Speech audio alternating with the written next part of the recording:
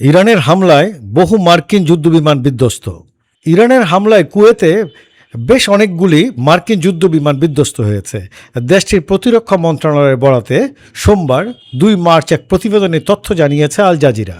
বিমানগুলো বিধ্বস্ত হলেও সব ক্রু সদস্যরা নিরাপদ আছেন বলে জানিয়েছে প্রতিরক্ষা মন্ত্রণালয়। এর আগে কুয়েতে মিসাইলের আঘাতে মার্কিন বিমান বাহিনীর একটি F-15 ফাইটার জেট বিধ্বস্ত হয়েছে বলে দাবি করে ইরান। সামাজিক যোগাযোগ মাধ্যমে ছড়িয়ে পড়া একাধিক ভিডিও ফুটেজে যুদ্ধবিমানটি বিধ্বস্ত হওয়ার দৃশ্য দেখা গেছে। ভিডিওতে একটি F-15 যুদ্ধবিমানকে ধীর গতিতে নিচে ঘূর্ণায়মান অবস্থায় নামতে দেখা যায়। এই সময় বিমানটির পিছন দিক থেকে আগুনের শিখা বেরোচ্ছিল, তবে সেটি যুক্তরাষ্ট্রের নাকি ইসরায়েলের তা তাৎক্ষণিকভাবে নিশ্চিত হওয়া যায়নি, কারণ দুই দেশই এই 2 ইঞ্জিন বিশিষ্ট সর্ব আবহাওয়া সক্ষম যুদ্ধবিমান ব্যবহার করে। একাধিক গণমাধ্যম জানিয়েছে পাইলট নিরাপদে ইজেক্ট করতে সক্ষম হন।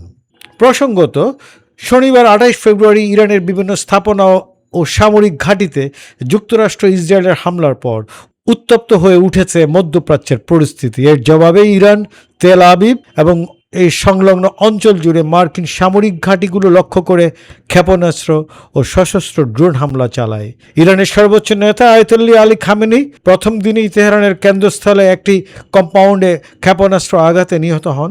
যুক্তরাষ্ট্রের প্রেসিডেন্ট ডোনাল্ড ট্রাম্প নিজের সামাজিক যোগাযোগ মাধ্যম ট্রুথ সোশ্যালে এ দাবি করেন। খামেনির মৃত্যু ছিল মাসের পর মাসের গোয়েন্দা পরিকল্পনার ফল, ডোনাল্ড ট্রাম্প উল্লেখ করেন। গত ৭২ ঘন্টার উভয় পক্ষের হামলার মাত্রা ও তীব্রতা বেড়েছে, যার ফলে সংশ্লিষ্ট দেশগুলোর সাধারণ মানুষের জীবনে ব্যাপক বিঘ্ন ঘটেছে।